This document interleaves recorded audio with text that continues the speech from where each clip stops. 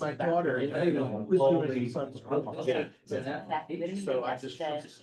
So hopefully. That area is on the open space. Where. You guys are here. I know. Okay,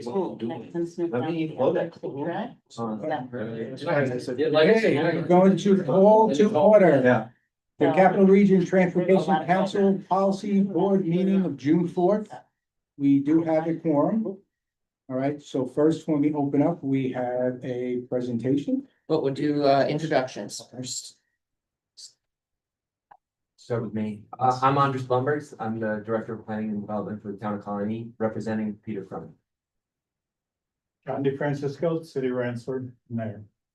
John Shepherd, Mayor, Saratoga Springs.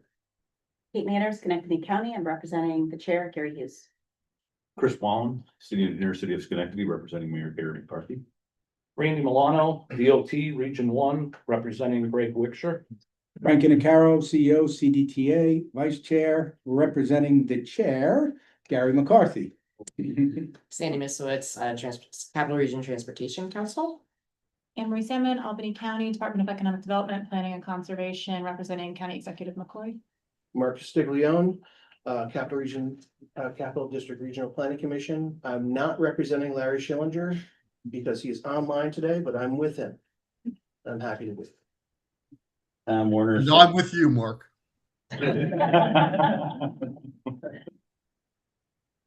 Linda Bonnehead, representing Rensselaer County Executive, State of Rockland.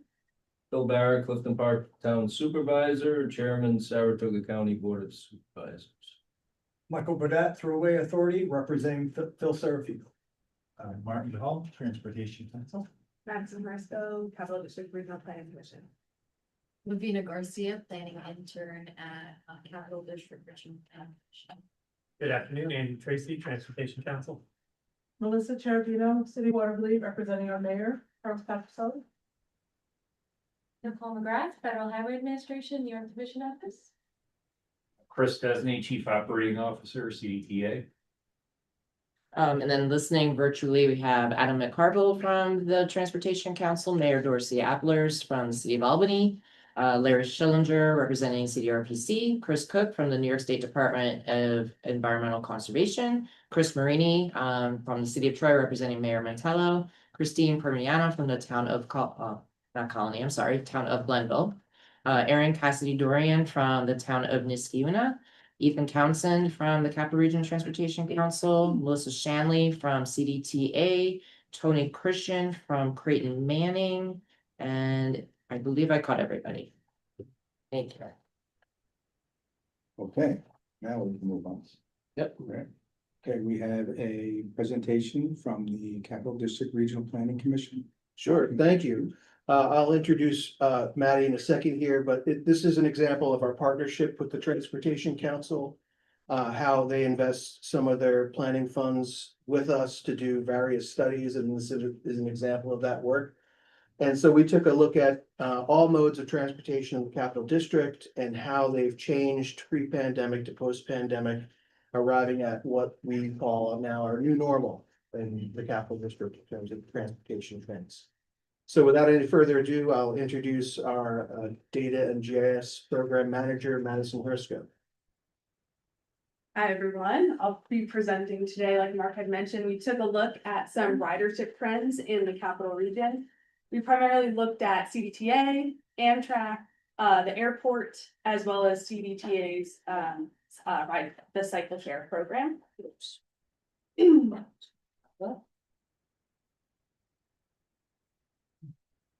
The report dives a bit deeper, looks at some housing information, some demographic trends, some housing information, but for the purposes of this presentation today, I'll just be talking about ridership change between 2019 and 2025.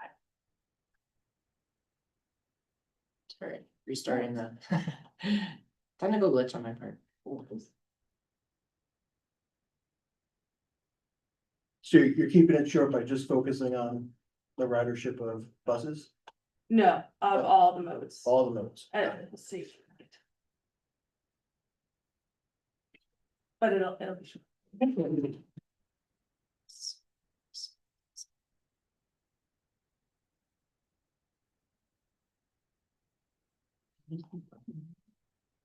It's, Suspense. I'm sorry, Everybody I excited. apologize. What is the? What is it then? Responding. Just gonna put everything started.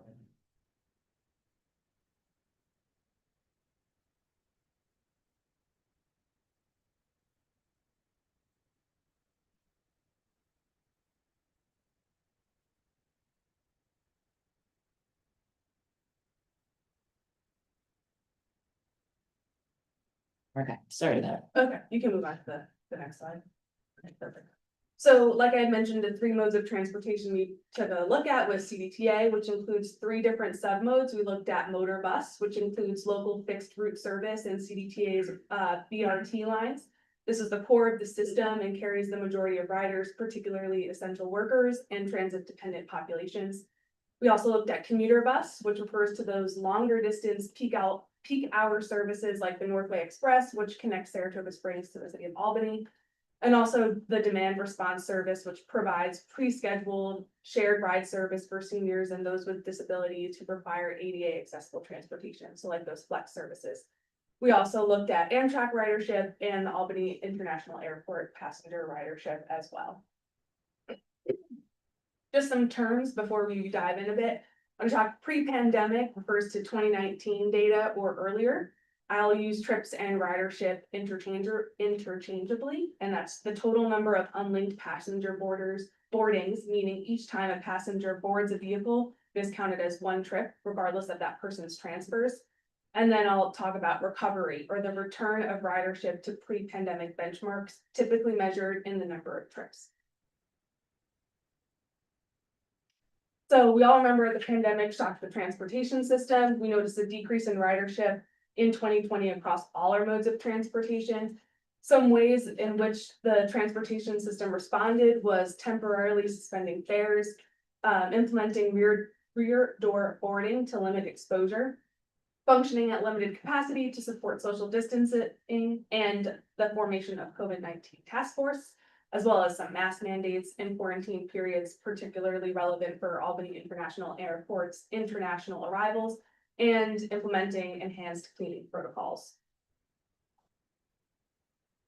At the same time, we also know that the pandemic changed the way we work and learn with the transfer to remote work and learning, which decreased demand on the transportation system.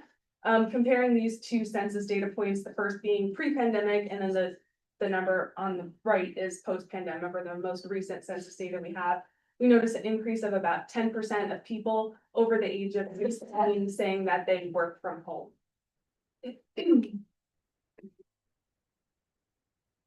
This is a chart showing an aggregation of all ridership, so CDTA, Amtrak, and Albany International Airport. You can see about a 35% decrease in ridership between 2019 and 2020. And it wasn't until 2023 that ridership returned to pre-pandemic levels. And you can see a slight decrease in ridership between 2024 and 2025. I used VRM, or vehicle revenue miles traveled, as a proxy to get at why this is happening. And it looked like CDTA decreased service by about 4% just due to changes in their service lines, or decreasing routes that they have.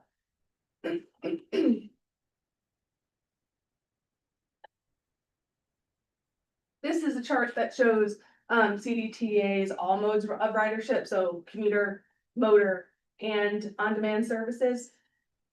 We can see that ridership fell from 15.5 million trips in 2019 to 11 million in 2020. That's about a 29% drop. Recovery during 2021 and 2022 was relatively slow and flat, but by 2023, CDTA exceeded 2019 ridership. By 2025, ridership was 17% above pre-pandemic levels. And CDTA actually outperformed the national average recovery rate, which was about 77% between 2019 and 2023. Between that same period, CDTA's recovery was 102, meaning 2% more riders in 2023 than 2019. This could be due to the agency's temporary zero fare policy, or a strong pre-existing network, including BRT, and also strong partnerships through the Universal Access Program. Digging into those sub modes a bit deeper, recovery wasn't uniform across service types. Motor bus service, the core of the system, fully recovered in 2023 and continued to grow. Commuter bus service, however, remains the only mode that has not recovered to pre-pandemic ridership. This is mostly due to the rise in remote work and hybrid schedules, but also because this route had relatively low utilization prior to the pandemic. And demand response services recovered earlier and more strongly than the other modes. This growth reflects stable need among seniors and riders with disabilities, and it was supported by major expansions in 2024 to the Flex Plus service.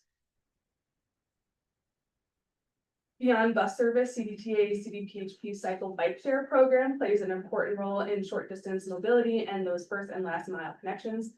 Like other modes, cycle ridership declined in 2020 due to closures and reduced travel.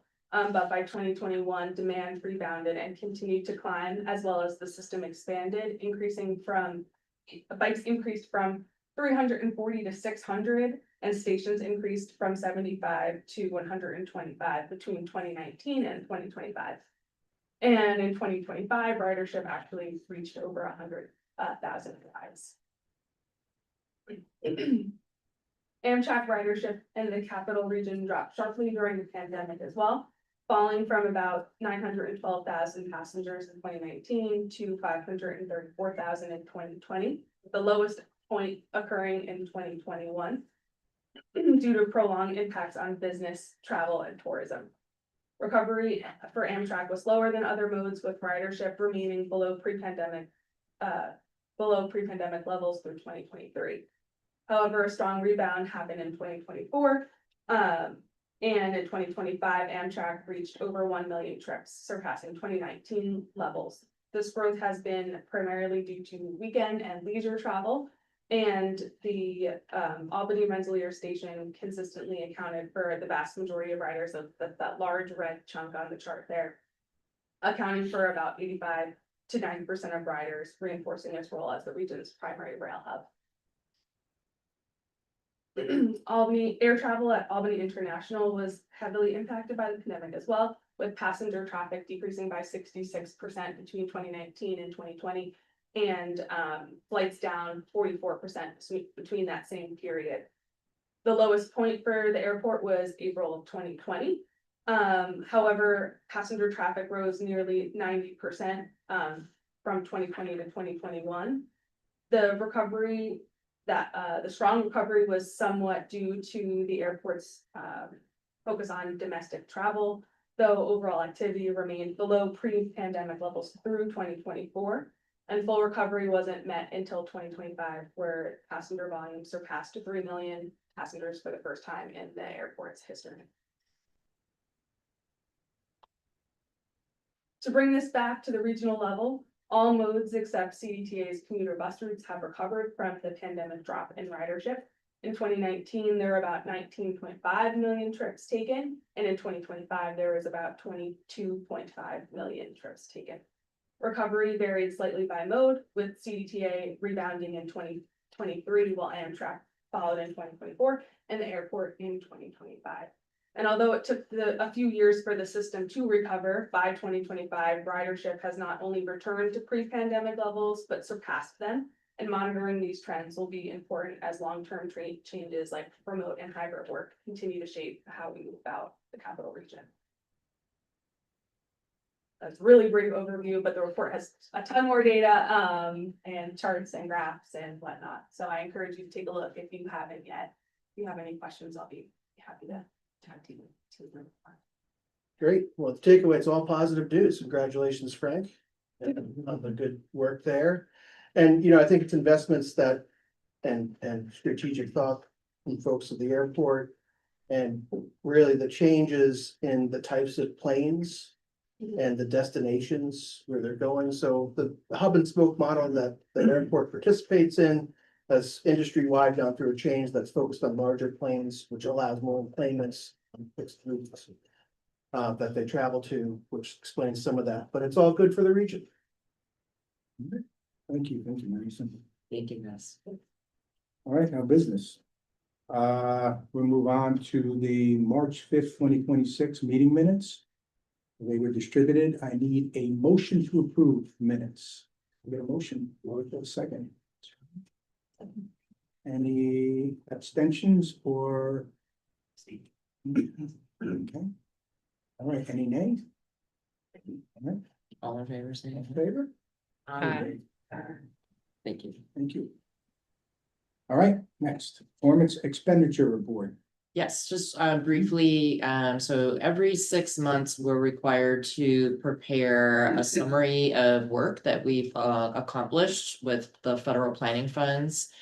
In that 6 month period, so the current performance report covers the time frame from October 1st through the end of March of 2026. And just briefly, some of the accomplishments, and you can read the full report if you're really interested in all the details, but we obviously developed a new work plan for the new fiscal year, which began April 1st. We updated the Title VI analysis, which is on your agenda today, as well as the public participation plan, which is on your agenda today for action. We're continuing the on-demand count program as well as our technical assistance program. So I always like to remind folks that you can make a request to access those programs at any time. They're almost all free of charge to communities for traffic counts, for planning assistance, all of that work. So those are programs, at least the technical assistance we do in partnership with CDRPC. We're also working on an update of our regional travel demand model. And as part of that, we also partnered with CDRPC to update data related to the traffic analysis zones, which are embedded in the model, and develop forecasts for population, households, and employment for the region. We're actually expanding the model to include Washington, Warren, and Montgomery counties now that CDTA is operating in those counties. So we're going to have a 7-county model in the long term. We are also partnered with National Grid on a trail planning and utility corridors webinar. That was a statewide webinar. For the tip, we did a lot of admin mods, made 17 amendment changes, continue our coordination with DOT and Schenectady County on several planning and environmental linkage studies. And in terms of our internal accomplishments, we obviously approved the Capital Region Vision Zero Safety Action Plan, completed 6 linkage studies in the region, completed 3 technical assistance projects and got 3 more going, and we issued RFPs for the superload and resilience studies. So that kind of briefly summarizes the work that we have completed through that time frame. That's just for your information if you want to learn more about the work we do, because all of the detail is in the report. So that's it for that one. Thank you. Okay, so we'll move on. We have several tip amendments that we need to, several people will be presenting. So we are going to start out with Randy Milano and Laura Chris Rollin. All right, okay. Thank you. The Craig Street rehab project. This is a joint project between the city and DOT because we have a bridge over 890. We're requesting to convert the state funds on this project to NHPP, and we're looking to take those from RG 134, which is a set aside. Continue. I just can't see that. You're good. Yeah, so it is a total, if you look at the top, the table, it's being reduced by about $4.3 million. And then the bonded pit money, it's actually an increase of 1.54, but including that 2.818. So we're looking to reprogram those funds, those state funds. And that's about it. Pretty straightforward. Questions? Or let's vote. All right, we need a motion to approve the amendment as presented. Motion, all right, okay. All in favor? Aye. Any opposed? Abstentions? Okay, the motion carries. Yep. Next, we have Randy Milano to present the Freeman's Bridge roads, sidewalks, and multi-use paths. So I think it's gonna be Tony Christian who can better speak to that. Tony, are you listening in? I'm here. Good afternoon, everybody.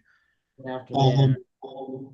I can give a brief update on this one. So the town of Glenville had a local project, pre-2023, multi-use path project on Freeman's Bridge Road on the west side, from the bridge, from Freeman's Bridge up to Dutch Meadows.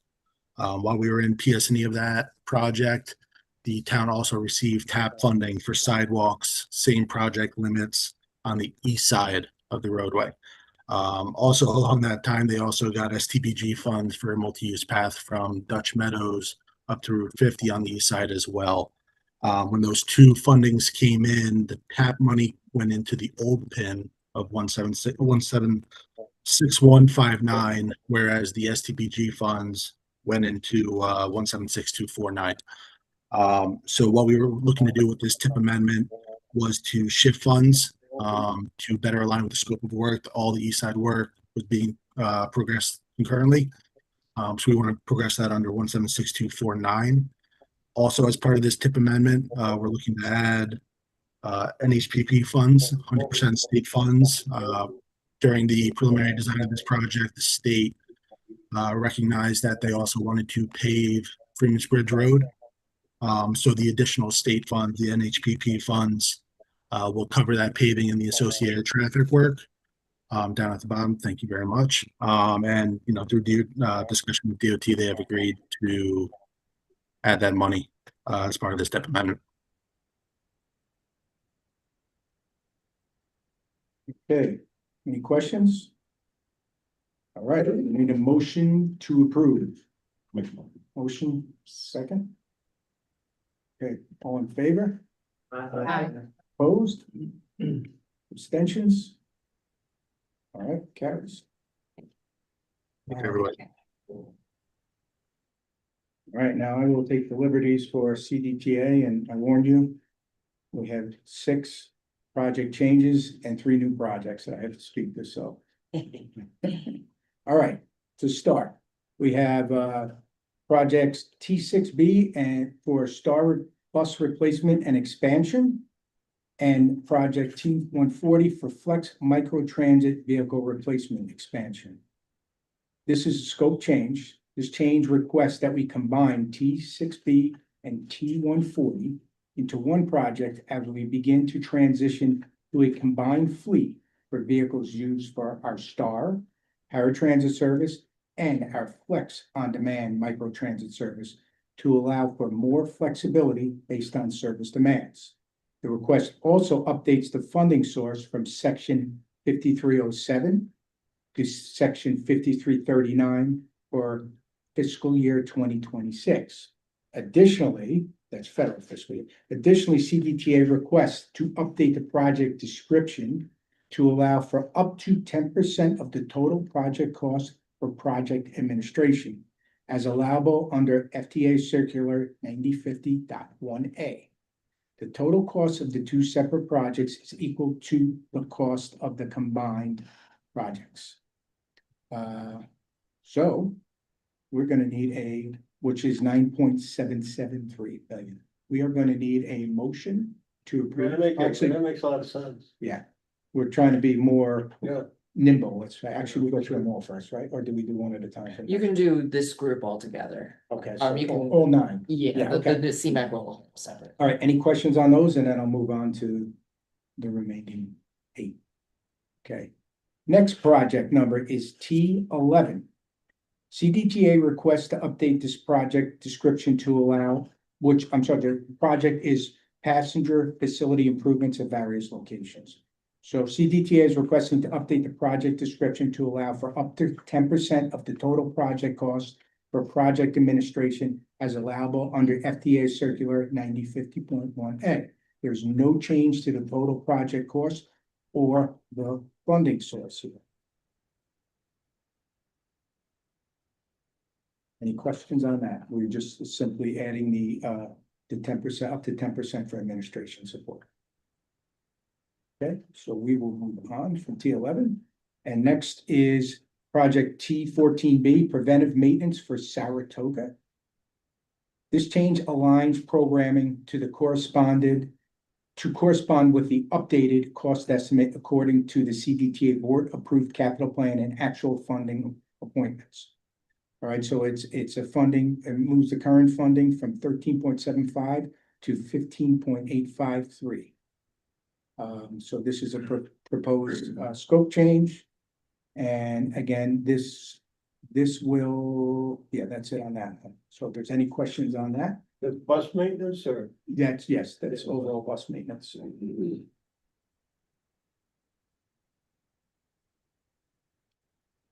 Okay, next. The tip number is T16 Transit Support Vehicles. CDTA requests to update the project description to allow for up to 10% of the total project for project administration as allowable under the FTA Circular 9050.1A. There is no change to the funding source.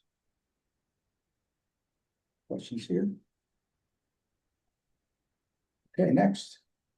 This is a new project, T165 Midsize Infrastructure Construction. The following project is created by the programming of Section 5307 funds portioned to the CDA to support midsize infrastructure construction as approved in CDTA's fiscal year 2027 plan. The project will fund construction. I go a little bit deeper, but this project is going to fund construction for upgrades, $94,000 for the Washington and Allen regrading and sidewalks and shelters pad at the existing westbound stop, as these are currently built on a slope and create substandard waiting area, especially for customers with disabilities. There'll be $151,000 for Ballston Spa. That covers the installation of a shelter pad and reconfiguration of the sidewalk adjacent to the municipal parking lot on Milton Avenue. This will allow us to install a bus shelter for what is the busiest stop in the village of Ballston Spa. It also covers the installation of a marked crosswalk near Church Ave and McMaster Street, and the relocation of existing bus stops to this crosswalk to facilitate a safer crossing related to CDGA. Any questions?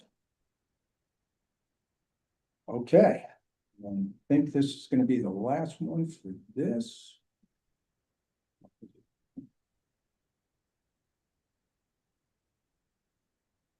T166. 168. Oh, yeah, actually three. Okay, next, T166, IT security. This requires policy board approval because it's a new project. This project will fund IT, cybersecurity, hardware, software, and related hardening upgrades. This allows up to 10% for project administration. Any questions? Next, T137, bus plus red line upgrades and safety improvements, and a new tip, 167 intelligent mobility. This project requires board approval because it's a new project. The FHA funds from the BRT set aside previously programmed for the red line upgrades are being reprogrammed to this project because CDTA received Safe Streets and Roads for all competitive funding. These funds were not yet needed for the red line, so we are asking to reprogram to a project that is ready to go. The new project includes new traffic operations software, analytics software, and new maintenance services agreements to support CDTA's continuous improvement and optimization of traffic signal priority and queue jumper investments throughout the capital regions, and this will allow for up to 10% project administration. Okay. Oh, Maybe one more, 175, what is that? oh, that's later on. That is the later one? Okay. All right. Yes. Does the CDTA have to apply for reimbursement similar to a municipality using bin forms and things like that, or do you have a different administrative technique where you have it in-house? Melissa on? Hear that, Melissa? No. Melissa? She's there. Hi, yes. Did you hear the question? Yes, I heard the question. Thank you. So for the FTA federal funds, we draw them down through the TRAM system, and then we keep the backup to show in an audit or a review. But we do also submit reimbursement requests for most of our federal funding has a 10% match of state funds. And so we submit along with the PIN numbers for those reimbursements to DOT. Yeah, I noticed a trend of adding 10% of administrative cost to all of your items. Yes. If the city were to do that, it's a whole separate form and it's only project specific. So I know that it's come up in municipalities how to make things match better. But, you know, I just wanted to know, just make sure these are just for project specific administrative costs, correct? So when you're doing a vehicle, it's for that 10%, because you add up all the 10% that we just approved, you have a big percent. It's a Yeah. big number. It's an up to 10%. We're actually not going to apply 10% across the board to all of it, but it allows for up to 10%. Some projects require more project administration than others, and we do have to keep very detailed records for the hours spent on that payroll records to document that, to have us back up for that. Okay. Any other questions? Just a curious question, you know, the software to control traffic signals? Yeah. What does that mean? Traffic signal priority. Huh? Yeah, we have traffic signal priority software on our buses. It actually Well, what does integrates. that mean? So it would basically give the bus the right of way, right? I mean, Chris can explain it. Yeah, so essentially, there's one of two ways it works. On the bus, there's technology that knows where the bus is at any given time, GPS, you know, as well as schedule information is on the bus, as well as whether or not that bus is running early or late. Then depending on dozens of different parameters and configuration options, the bus can send a signal to the controller at the intersection. The Oh, wow, traffic that's light controller, fantastic. and either preempt it and actually make a longer green or a shorter red, depending on if the bus is running early or late. Wow. That of course is all contingent on, you know, emergency vehicles and things like that, first responders. Wow. It doesn't get in the way of any of that. And basically it ensures a more reliable bus system to ensure that we're hitting our time points accurately. Oh, that's fantastic. I didn't know that. Very cool. To add to Don't that, try to is beat the it state to the rep? intersection. I know, it doesn't help you doing. How does that No, that's great. interact with the agency that's got operational responsibility for the signal, such as DOT on a state highway? And they got the transportation center, what's the interaction there? And We work primarily with the municipalities, lesser extent in terms of the state roads, like some of our BRTs. And depending on the where it is in the BRT is in the state right of way, but a lot of it is in the actual municipalities themselves. So we work a lot with the traffic engineers in the city of Albany and other cities to kind of coordinate that, if it needs a repair, if it needs a reconfiguration, a reprogramming. They need a little bit of care and attention when it comes to the programming and configuration of those things. But yes, we work with all those entities. That's great. Answered my question too.Hank you. Yeah, sure. Is that at all traffic signal locations or just where you have queue jumpers? It's neither. Queue jumpers is a completely separate thing, and I can explain that for anybody who wants to hear that. But TSP is probably 130 intersections in the capital region. Okay. Give or take. But yeah, certainly not every Right. intersection we operate. But part of the BRTs that we implemented, you know, that funding came from those small stars projects, those CIG projects that we were awarded grants for. So they came along when we implemented the red line BRT, the blue line BRT, the purple line BRT, because that's typically a treatment that you would see in a BRT. Okay. Other questions? All right, we're gonna need a motion. Did everything work? Okay, Yeah. second, I'll second. okay, all in favor? Aye. Opposed, abstentions? Okay, carries. All right, next, the traffic calming, Route 7 traffic calming project. Yes. That's right. We're requesting to add a new project to the tip. This is for Route 7 traffic calming in the town of Niskayuna. right now, this requested total project cost is $5.8 million. And we're looking to utilize some proven traffic calming features, looking at raised medians and narrowed lanes to encourage lower speeds, and that's primarily between St. David's and Mohegan Ave.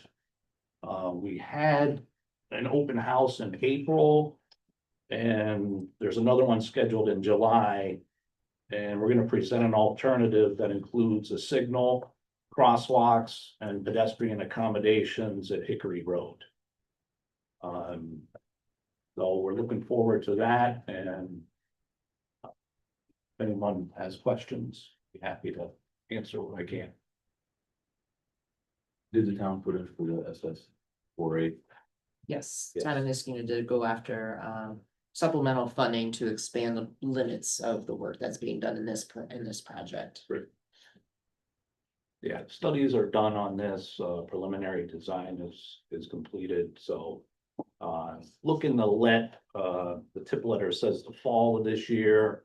With the traffic signal, if everything goes forward, that letting could be pushed until January. But it wouldn't affect the construction, we would still look to be completing that in next year. All right. Any other questions? Okay, need a motion? Second, A second. all in favor? Aye. Opposed? Abstentions? Carries.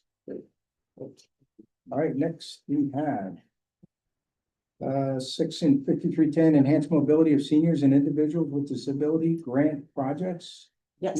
Yes, so these are the awarded projects for the 5310 funding that was available this year for transportation options for seniors and those with disabilities. Largely is funding a variety of vehicle purchases or replacements to a variety of human service providers in the capital region. So there's 6 additional awardees. And that is to be added to our tip. So we just need a motion to approve the 5310 program awards. Second? All in favor? Yes, thank you. Aye. Opposed? Abstentions? All right. Oh, looky here. Hey, back to you. Back to me. All right, this is the final one for us. Yes. All right, so we have a new project, T-175 Mobility Service Expansion Integration and Supporting System Enhancements. This is for 11.25 million. This project supports an integrated mobility experience, advancing a single unified customer experience that enables coordinated trip planning, booking, and payment across transit modes. Expansion of Flex on Demand microservices to support additional service zones based on operational readiness and demand. Star Flex service and vehicle integration and supporting system and data integration. So the good news story here is this 11 million of new money coming to the capital region. So it enables us to, again, expand our micro mobility and coordinate, improve trip planning and different. Do you know yet where you're going to expand to? That's planned out? I don't think we made that. We Yeah. not quite at liberty to get into. Yeah, we've been doing some, yeah, we have more requests than we could fill, but yeah, so. Look forward to hearing. Yeah. Use it 11. But this Someone needs to say. micro training is really taking off, so. Okay, any other questions? If not, we'll ask for a motion. Okay, second. All in favor? Vote. Any opposed? Any abstentions? Okay, it carries. Thank you. All right. Yeah, next on the agenda. Sandy's gonna present the public participation plan. Yeah, just in the interest of time, I'll zip through this really quickly. Basically, the public participation plan needed an update for a variety of reasons. there's been the rescission of some executive orders at the federal level that have impacted some of the language that we include and use. So we need to adjust our plan to comply with those changes. But more significantly for this group is the changes to the timelines for tip amendments. That needed to happen because we, life is moving faster than these meetings can be held, is probably the simplest way to say it. And we don't want decisions to be held up because this body only meets on a quarterly basis and we have to do public review on some of these amendments.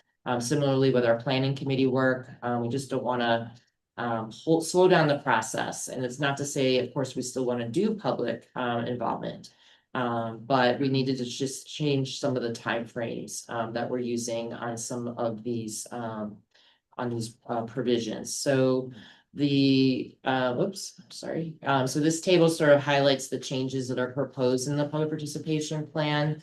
The 2024 plan is our existing plan. Most of the amendment changes, like I said, are related directly to either planning committee action or policy board action and just reduces some of the timeframes that we need to do for public review so we can keep tip amendments moving forward. There are a few things like in law, like 45 days is a mandatory requirement in law for the public participation plan, public review. And similarly for air quality conformity, we have to do 30 days, but we did reduce the timeframes a bit on some of these others. Just a few other changes. We updated some language in the report or in the plan, I should say, regarding, again, related to these executive orders. We've dissolved the Equity Advisory Committee and we're going to convene a different group once we get some more staff help here at the council to reframe how we're going to address equity in the transportation planning process. We've added references to our new long range plan. We changed some of the evaluation metrics that we're using to evaluate our public participation process.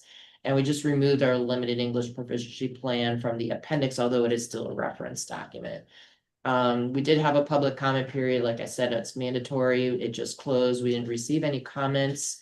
But since this went out to the public for review, our staff did clarify and simplified some aspects of the evaluation section. We were finding it was too detailed. It would take our staff many, many months to pull some of that data together. So we simplified that.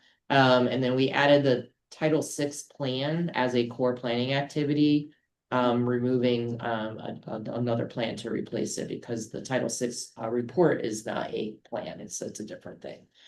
So with that, we need a motion to adopt our updated and revised public participation. Second. Second. All right, all in favor? Aye. Any opposed? Abstentions? Okay. Thank you. All right, next, resolution 26.3, air quality conformity adoption. Sandy? Yep, this is another sort of federal requirement related to the fact that we're going to be amending our long range plan and the list of projects that is in the long range plan. In order to do that, we have to deal with this air quality conformity determination, which the big issue for us, if there, not that it's an issue, but the step that we need to take here is for the first time in many, many years, we're going to have what's considered a non-exempt project for air quality. What that means is that we're going to have a project that's going to go through the entire environmental impact statement process, and that's the 787 reimagining effort. So all this action is doing today is acknowledging that that project is now a non-exempt project for air quality, and it's going to necessitate additional environmental review. So that's the simplest way to explain the air quality conformity requirement. It is all tied to the Federal Clean Air Act and the requirements therein. It's something we have to do. It's a little bit of an administrative exercise, but it's an important step in the overall process to keep the federal money flowing to something on the scale of the 787. So why do you need us to vote on that? It's federally required that us as a region that is an orphan area for air quality, we're in conformance with some of the air quality like the level of ozone and these sorts of things. But there's a legacy that we were not in conformity for a while. And a court case requires us to do this administrative step. Let me simply, I'll simplify it by saying this is one of probably the more highly administrative things that we have to do, but it's required under federal law. And I don't know, Nicole, if you want to elaborate on that representing Federal Highway, but that's the simplest way to put it. Materially, what it means is just acknowledging that this is a very, very big project with the potential to impact the environment. And we just want to make sure that it's acknowledged in this determination. It's based on what projects are in your fiscally constrained MTP and TIP, so you wanna make No, I sure. understand, I just wonder why we had to vote on it. Oh, I mean, I understand what you're saying. Yeah, it's just because of the region as a metropolitan planning organization, in order for us to assign federal funds to this project, which is going to move into what's considered a funded project now. Right now, it's been sort of illustrative, meaning, you know, we've been planning and doing all this preliminary planning work for a while, but there hasn't been a funding commitment to quote, do something. Now we're moving it into a funding commitment to quote, do something. We don't know what the something is yet. Sorry, it's a little vague, but happy to answer additional questions. Any other questions? All right, need a motion to approve. I'll make the. All right, second. All in favor? Aye. Opposed? Abstentions? Okay, it carries. All right, moving on to resolution 26-4. Yes, the next one is for our Title VI analysis report. This is a report that we put together after we update our TIP and our long-range plan to just sort of assess how the MPO is doing with respect to being inclusive in the transportation planning process. It's specific to Title VI of the Civil Rights Act of 1964. Which, as a reminder, says that no person shall, on the ground of race, color, or national origin, be excluded from participation in or denied the benefits of anyone receiving federal aid for, in this case, transportation planning. So the report reviews all of our planning work and acknowledges where and how we have made us, the decisions that this body has made has impacted these populations. There's some demographic data included in the Title VI analysis. And the conclusion of that is, you know, we want to make sure that we do the best we can moving forward to be as inclusive in our planning process as possible. And that's sort of the bottom line. So we do need a motion to approve the reports. Motion to approve. Make a motion. Second. All in favor? Aye. Any opposed? Abstentions? Carries. Great, thank you. All right. One more here. Sandy again. Roadway Deflector Safety Action Plan Project Recommendations. Yes, so this is a program that the New York State Department of Transportation has been managing. We as an MPO have been assisting in trying to assign funding to local projects that address roadway departure safety issues. In our region for this round of funding, we had 4 applications, Albany County, Town of Guilderland, Town of Half Moon, and Town of Wilton. A lot of the projects are very system level in nature, and they attempt to do things like replace guide rail or add edge line marking, shoulder widenings, these sort of smaller spot improvements on a wide variety of roadway types. While formal announcements about the funding awards haven't been made, we are recommending, and we do have funding to cover throughout all of Region 1, we believe, all of these projects. So this action today is simply making a recommendation to the state to fund these 4 applications for the roadway safety departure program. So we'll just need your approval to endorse these projects. All right, any questions? All right, need a motion? Second? Second. All right, all in favor? Aye. Any opposed? Abstentions? Carries. Okay, Now we will go into the regional updates, planning updates. We will start with Sandy. Yes, so for us today, we have the super load study that we've been talking about for a while is finally going to start. The kickoff meeting is June 10th. We just yesterday had the close of the RFP for our resilience planning study. So the proposals were all due yesterday. I think we received nine proposals for that. So we're gonna start moving forward on that project. The RFP is out right now for sidewalk ADA work in the village of Scotia to develop a ADA transition plan. And I also wanted to mention with some upcoming events and meetings, we're going to be hosting a Tools of the Trade workshop for human service transportation providers. June 18th from 8 to 1 p.m. at the Hudson Valley Community College. So this human services transportation providers include those who provide transportation for seniors and those with disabilities. So it can be CDTA, it can be your local seniors transportation provider. There's a whole range of entities. For those who are here in person today, I put some draft preliminary agendas out on the table if you're interested. Registration just opened for this workshop. So we do encourage people to consider attending. It looks like a great program. We also are jumpstarting our Capital District Clean Communities Coalition, which restarted with, we had to pause in federal funding last year. We're happy to report that the funding's back. So June 25th is going to be our reboot of the Clean Communities Coalition. Guest speaker will be from National Grid to talk about customer solutions for fleets, and in particular for medium and heavy duty vehicles. Especially electric vehicles. So we encourage you to get information about that. And then as a save the date for the fall, in partnership with CDRPC, we'll be hosting a HUD Thriving Communities Housing and Transportation Workshop. Details are going to be coming in the next few months. But what this is intended to be is a regional workshop and have a regional conversation about the challenges, the opportunities, the barriers to integrating housing and transportation planning. Thinking about whether that's transit-oriented development, whether that's where you're siting your senior housing facility, whether that's where your higher density development is going in the communities.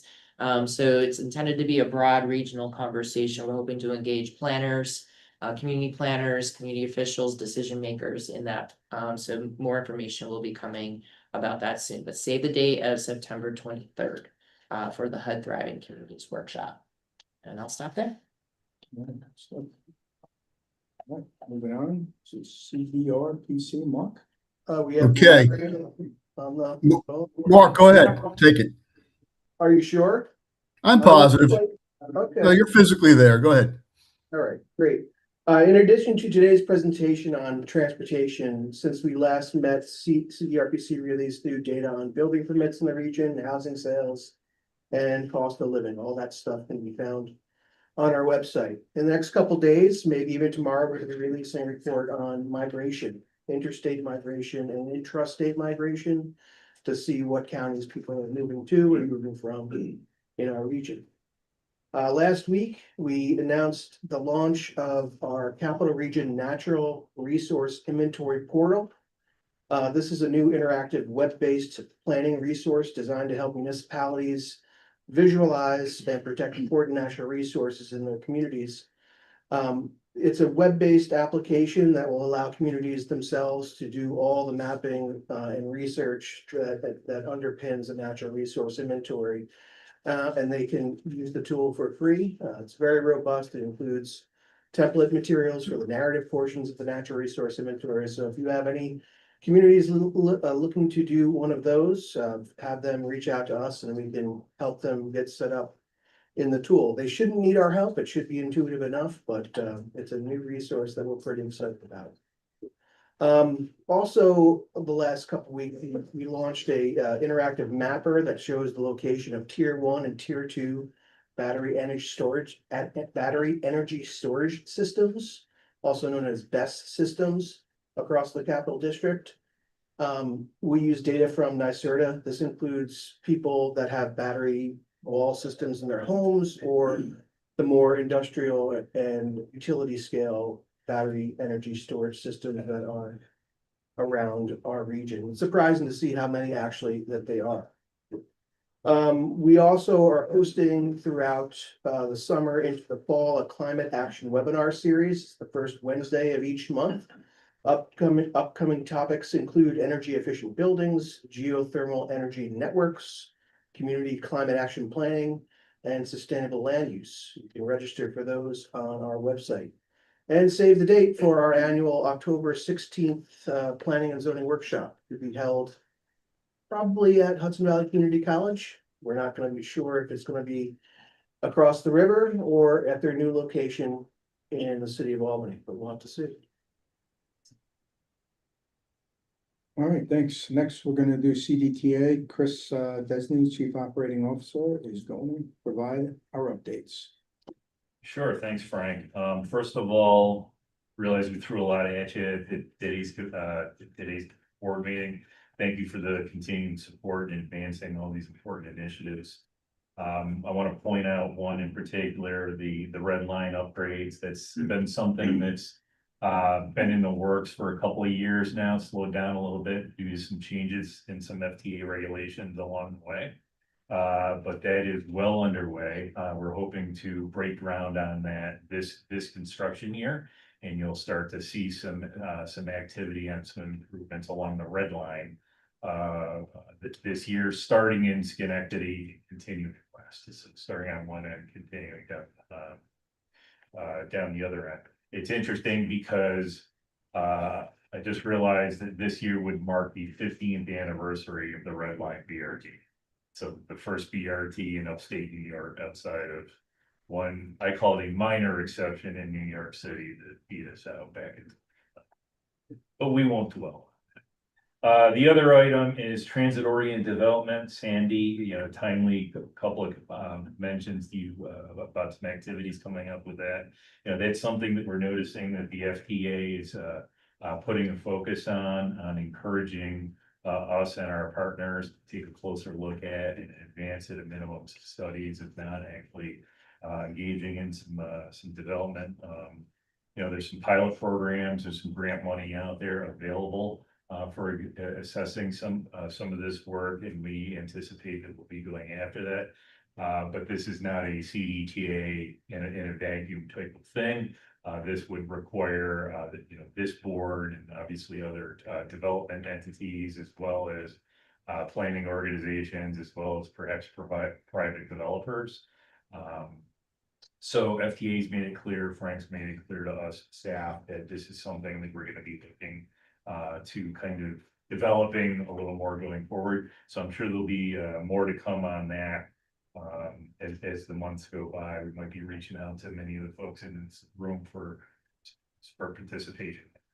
Other than that, those are just the highlights. And if there's any questions, let me know. All right, any questions?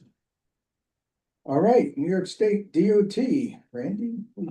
Yeah, I just want to mention a couple larger projects we have ongoing right now. There's a lot of paving projects throughout this region this year. But anyone that travels the Northway, work has begun.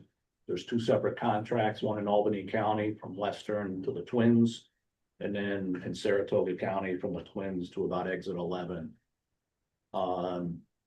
Both projects are currently planned to be constructed this year, with the exception of a section between the Twins and exit 8 for ongoing work at the Riverview Road Bridge.